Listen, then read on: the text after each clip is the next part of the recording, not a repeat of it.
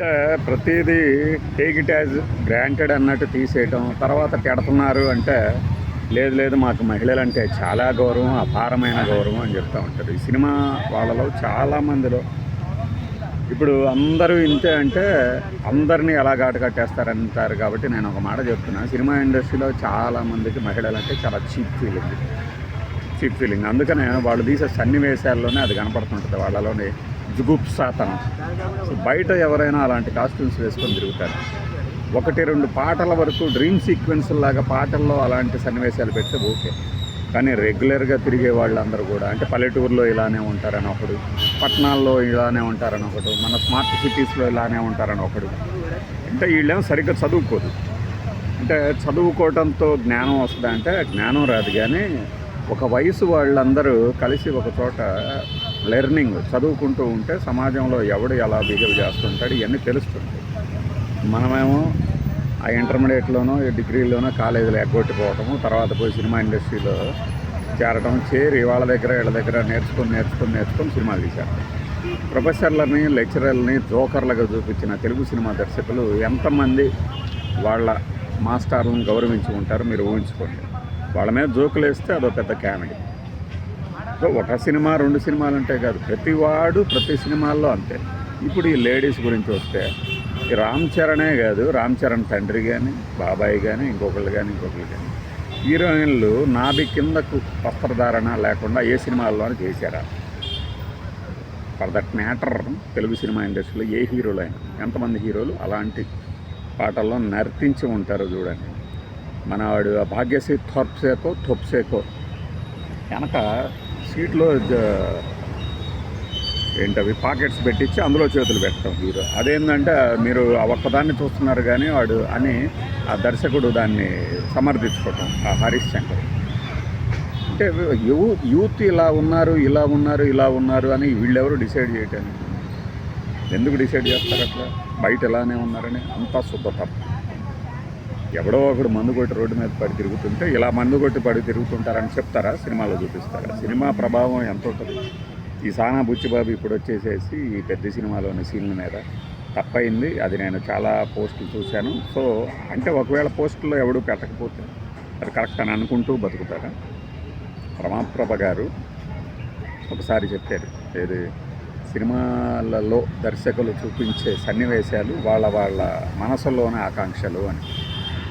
ముఖ్యంగా కొన్ని రేపు సన్నివేశాలు కానీ ఇవి కానీ నేను అంతకుముందు కూడా చెప్పాను, రామయ్య వస్తావయ్యలో విలన్ గాడి జుగుప్సాకర హావభావాలు అని.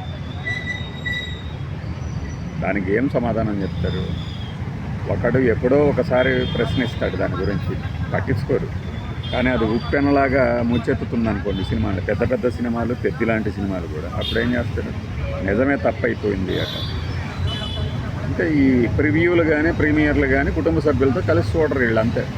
లేదు వాళ్ళకు కూడా తోలుమందం అయిపోయింది. ఇప్పుడు ఒకప్పుడు ఎలాంటి సినిమాలు వచ్చేవి, అది గోల్డ్ ఎరా స్వర్ణయుగం అని ఎందుకు చెప్తారు? వాళ్ళందరూ ఇవన్నీ ఆలోచిస్తూ ఉంటారు కాబట్టి వీడియోలు చేసేవాళ్ళు వాళ్ళ కుటుంబ సభ్యులు కూడా వాళ్ళ వీడియోలు చూస్తారు అనే స్పృహ ఉండదా? స్పృహ ఉంటే కొంత లాంగ్వేజ్ని మార్చుకుంటారు. లేదు నేను చూసేటప్పుడు ఒకలాగే ఉంటా, చూడనప్పుడు ఒకేలాగా ఉంటాను, కానీ నువ్వేను కదా సోక్రటీస్ కాదు, కన్ఫ్యూషియస్ కాదు, కనీసం జిడ్డు కృష్ణమూర్తి కూడా కాదు, ఎవరూ కాదు తత్వాలు చెప్పడానికి. ఇక్కడ మనము అందరూ ఉండగా ఒకలాగా బిహేవ్ చేస్తాం, లేనప్పుడు ఒకలాగా బిహేవ్ చేస్తాం. కాబట్టి సొసైటీలోకి సినిమాలను వదులుతున్నప్పుడు బాబు బుచ్చిబాబు ఇది నీ 2వ సినిమానే కాబట్టి చీప్గా కనపడతావు కాబట్టి ఇప్పుడు అందులోనూ ఇది పరాజయం దిశగా పయనిస్తుందని చెప్తున్నారు కాబట్టి ప్రతి వాడిని సలహాలు ఇస్తారు. వినడమా వినకపోవడమా కాదు, ఇప్పుడు చచ్చినట్టు వినాల్సిందే. ఎందుకంటే ఈ ఫెయిల్యూర్ని అంటగట్టేది దర్శకులకే.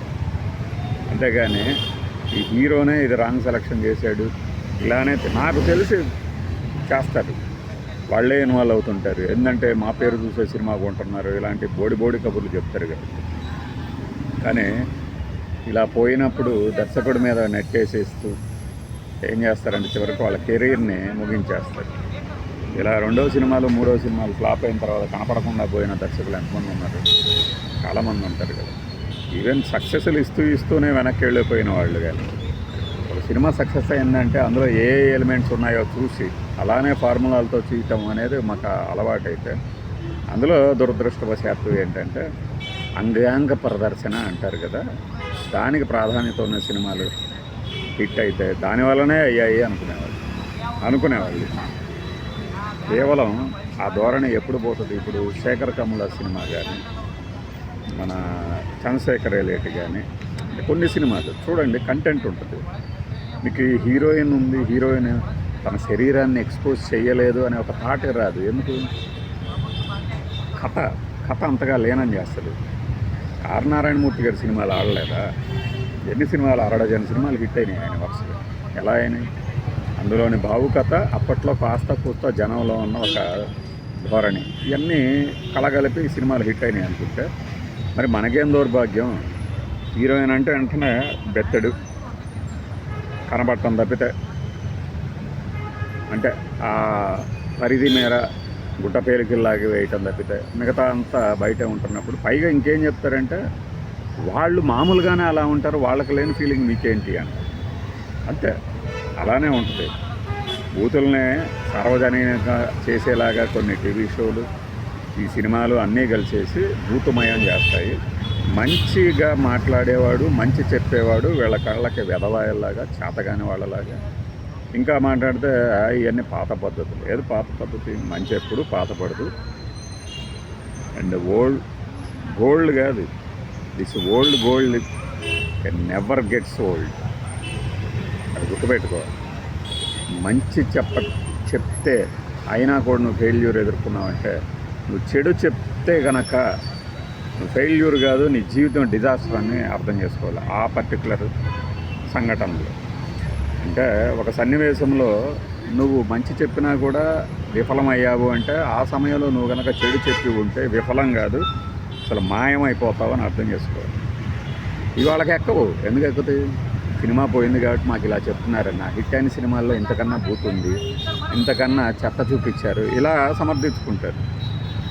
ప్రతి సినిమా ఇప్పుడు 350 కోట్లు ఎందుకు ఖర్చు అయింది? ప్రొడ్యూసర్లు ఎవరెవరికి ఇచ్చారు అంతంత డబ్బులు? దాని గురించి సపరేట్గా మాట్లాడుకున్నాం. సోమవారానికి చీల్చి చెండాడదాం సినిమా అని అన్నాం కదా. అంటే చీల్చి పక్కన పెట్టి ఇది బాగుంది, ఇది బాగాలేదు, అక్కడ దాకా కూడా అవకాశం లేకుండా సినిమాలు మొత్తం చెప్పేస్తున్నారు కదా. ప్రేక్షకులే బిట్లుగా థియేటర్లో వీడియోలు తీసేసి ట్విట్టర్లో పెట్టేస్తున్నారు.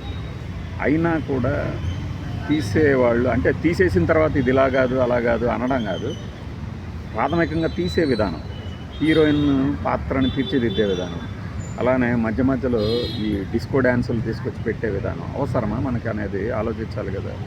అవి ఆలోచించనంతకాలం ఇలాంటివి జరుగుతూనే ఉంటాయి. రివర్స్ గేర్ రాజుగాళ్ళు వస్తూనే ఉంటారు మళ్ళీ చెప్పిన వాళ్ళ మీదకి. ఏది ఏమైనా ఏంటంటే పరాజయం ఒక అనాథ. ఇప్పుడు నువ్వు వెనక తప్పదు బుచ్చిబాబు, అంతే కదా. ఏది పడితే అది చూపించేసేసి, ఎలా పడితే అలా చూపించేసి కుక్కర్లాగా కామకేళి వినోదాలను చూపిస్తామంటే కుదరదు.